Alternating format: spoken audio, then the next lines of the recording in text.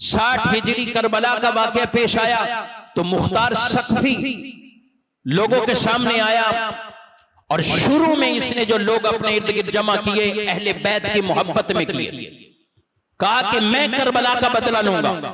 ایک تحریک شروع اس نے کی، لوگ اس کے ساتھ ہو گئے، اہل بیت کا نام لے رہا ہے، محبت کا نام لے رہا ہے، ٹھیک ہے، تو لوگ ساتھ ہوئے اور اس نے کام کیا۔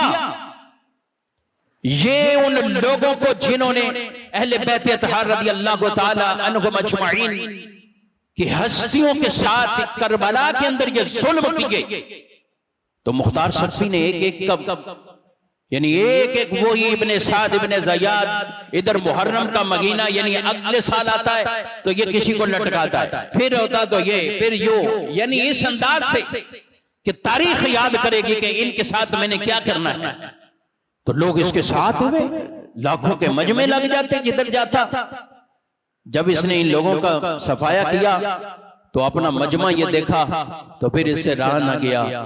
اللہ اکبر، بالآخر اس نے بھی اعلان کر دیا کہ میں نبی ہوں، مجھ پر وحی آتی ہے، معاذ اللہ سبحانہ۔ اس نے یہ اعلان کر دیا، اور پھر اسی کے چاہنے والے، اسی کے ساتھ جو رہ لے، انہوں نے پھر اس کا کلا کما کیا۔ یہ ہے اہمیت اس عقیدے کی دلوں کے اندر۔